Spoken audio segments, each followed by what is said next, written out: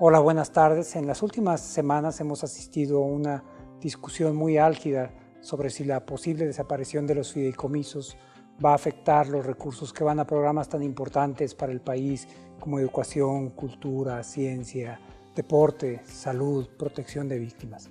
Yo he venido insistiendo en cada oportunidad que he tenido que la desaparición de los fideicomisos no va a poner en riesgo un solo peso de los recursos que llegan a estos programas. Sin embargo, estamos convencidos de que esta es una preocupación legítima y que por lo tanto requiere una explicación adecuada, y es parte de lo que voy a tratar de hacer en estos minutos. Permítanme empezar por señalar que cuando uno ve cómo se ejecuta el gasto, hay dos mecanismos básicos a través del cual el recurso público sale a los diversos programas. Uno es el presupuesto, es decir, una dependencia, por ejemplo, la Secretaría de Comunicaciones y Transporte o la SEP, hacen el pago a un proveedor, etcétera, y lo que hace esa secretaría, esa dependencia, manda una orden de pago a través de la TESOFE y de ahí cae directamente al beneficiario último. El otro mecanismo es a través de un fideicomiso, cuando la misma dependencia ordena a la TESOFE que vaya a un pago a un fideicomiso, el dinero se queda ahí y después el fideicomiso hace un pago.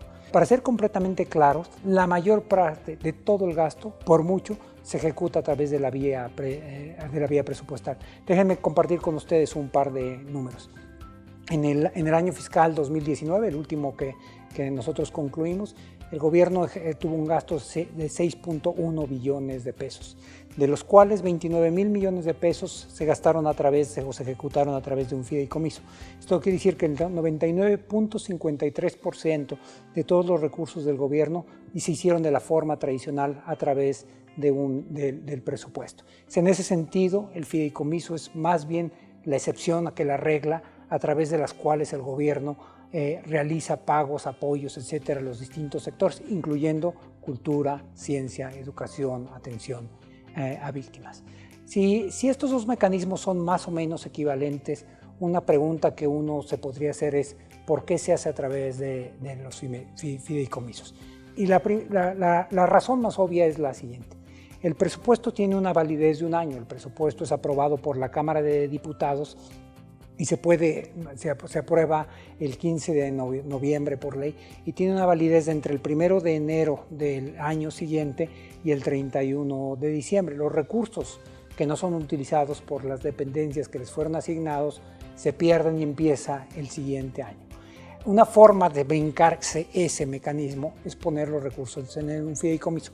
¿Qué es un fideicomiso legalmente? El fideicomiso es un vehículo financiero de propósito específico que tiene personalidad jurídica propia y tiene patrimonio propio. Entonces, algunas dependencias que no pueden gastar el recurso lo que hacen es lo aportan a un fideicomiso y el fideicomiso sí puede brincar el año y desde ahí pueden realizar pagos a lo largo del tiempo.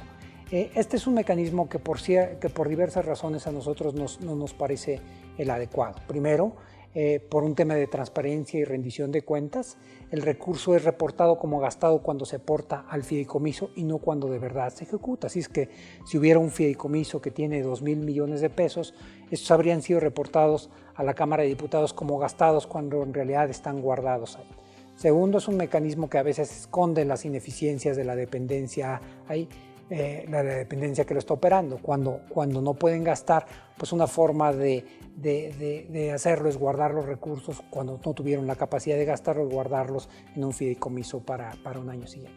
Pero además es una forma extraordinariamente ineficiente de operar el gasto. Por ejemplo, les puedo decir, hay un fideicomiso que detectamos hace algunas semanas, tiene alrededor de 1.200 millones de pesos, no ha tenido un solo movimiento desde el año 2013, de hecho los únicos movimientos que tiene son en los pagos a la fiduciaria, al banco que la opera, alrededor de 1.250.000 pesos por año. Así es que a veces esos recursos que se estacionan por ahí de manera temporal, en realidad se quedan mucho más tiempo del que fuera deseable, lo cual no es adecuado y menos en un momento de las necesidades como las que estamos pasando ahora, las necesidades de recursos que tienen que ir a salud, etc. Déjenme darles un ejemplo muy claro de por qué la utilización o la no utilización de un fideicomiso no va a tener ningún impacto en los beneficiarios finales. Cuando nosotros pensamos en algunos de los mexicanos más destacados que hay en nuestro país, tanto en ciencia cultura o como deporte, nosotros podemos desde el punto de vista presupuestal ver los apoyos que han recibido. Por ejemplo, en ciencias se dan apoyos a los investigadores más relevantes del país a través del Sistema Nacional de Investigadores, en cultura a través del FONCA, a los creadores y a los deportistas de alto rendimiento a través del FODEPAR. Déjenme explicar cómo se hace cada uno de estos. A los investigadores nacionales el CONACYT manda una orden de pago a través de la tesorería y la TESOFE hace un depósito directamente en la cuenta bancaria del investigador. Es decir, esto opera exclusivamente a través de la tubería presupuestal.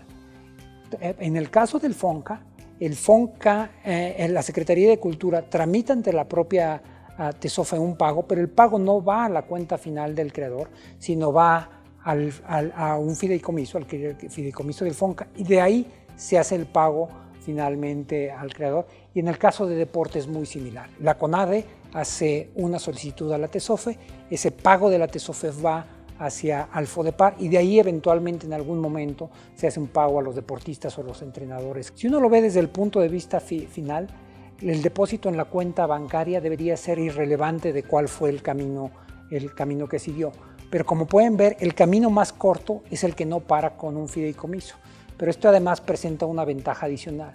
Cuando se utiliza el camino más corto, el presupuestal, nosotros podemos desde la Secretaría de Hacienda garantizar que esa gente, en este caso un investigador nacional, recibió efectivamente sus recursos. Cuando se hace por el otro mecanismo no lo podemos hacer porque perdemos la visibilidad en el momento que los recursos caen en el fideicomiso.